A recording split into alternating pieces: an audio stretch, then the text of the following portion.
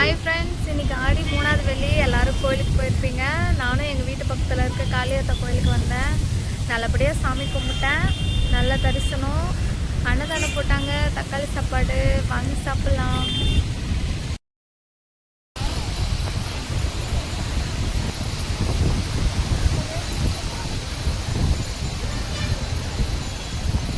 எல்லோரும் உட்காந்து சாப்பிட்ருக்காங்க, தெரியுதா?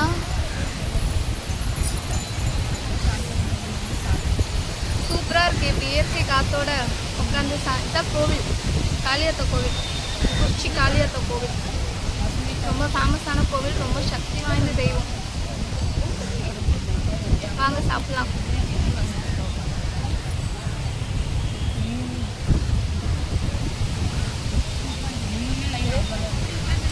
ரொம்ப தொலைவில் இருந்தாலும் இந்த கோயிலுக்கு வருவாங்க சாமி கும்பிட.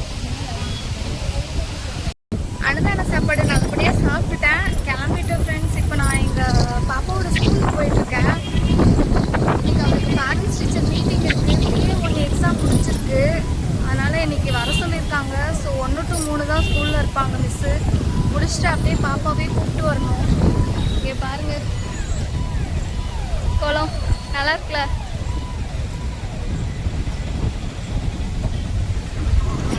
கோயில் பக்கத்தில் ரொம்ப பெரிய குளம், சூப்பராக இருக்கும். சரி, எங்கள் பாப்பா ஸ்கூலுக்கு போகிறேன். அவன் எப்படி மார்க் எடுத்திருக்கான்னு தெரியல, பார்ப்போம். போயிட்டு வரேன்.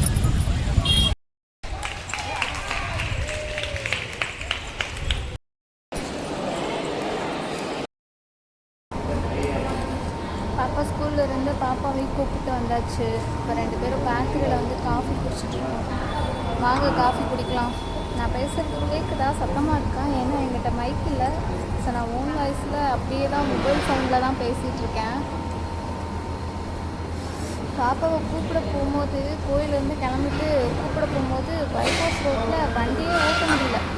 இந்த காற்றுக்கு 30-40லேயே தான் போயிட்டு இருந்தேன். ஸ்பீடாக போகவும் பயமாக இருக்குது, மெதுவாக போகவும் பயமாக இருக்குது.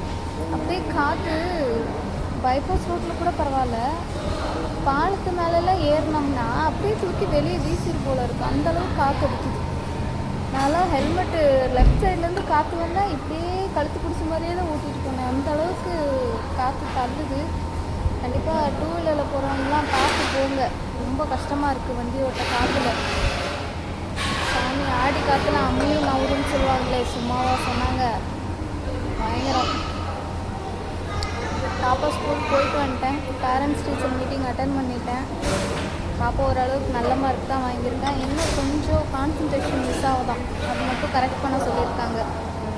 சரி, அடுத்த எக்ஸாமில் பார்த்துக்கலாம் அப்படின்ட்டு வந்துட்டோம். வாங்க காஃபி குடிங்க எல்லோரும். ஈவினிங் டைம் காஃபி குடித்தாதான் அது அந்த நாளே ஒரு மாதிரி ஃபுல்ஃபில்லாக அந்த மாதிரி இருக்கும்ல. எனக்கும் அப்படிதான். நான் டயட்டில் இருக்கனால காஃபி எப்போயாச்சும் ஒருக்கா தான் குடிப்பேன். அது இந்த மாதிரி ஃபேக்ட்ரியில் என் மாமு கூட வெளியே வந்தால், இல்லை எங்கேயாவது பாப்பா கூட வெளியே வந்தால் தான். மற்றபடி டீ காஃபி குடிக்க மாட்டேன். பிளாக் டீ இல்லைன்னா பிளாக் காஃபி, சக்கரை இல்லாமல். சரி, இன்றைக்கி ஒரு நாள் ஸ்வீட்டோட காஃபி குடிக்கலாம் அப்படின்னு வாங்க.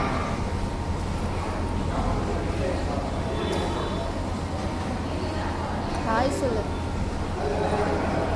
அவன் பாதாம் பால் குடிச்சிட்ருக்கான்.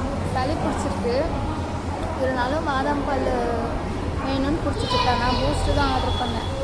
அது கோல்டாக தான் வேணுமா பாதாம் பால்? எங்கே நம்ம சொல்கிறதெல்லாம் இப்போ எங்கே கேட்குறாங்க?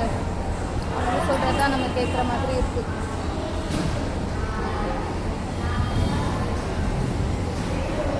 ஓகே ஃப்ரெண்ட்ஸ், இன்றைக்கி நாள் எனக்கு இப்படி தான் போச்சு. இந்த வீடியோ பிடிச்சிருந்தா லைக் பண்ணுங்கள், ஷேர் பண்ணுங்கள், கமெண்ட் பண்ணுங்கள், மறக்காமல் சப்ஸ்கிரைப் பண்ணுங்கள். கிரியேட்டர்ஸ்க்கு உங்களோட சப்போர்ட்டை கொடுங்க. பாய்.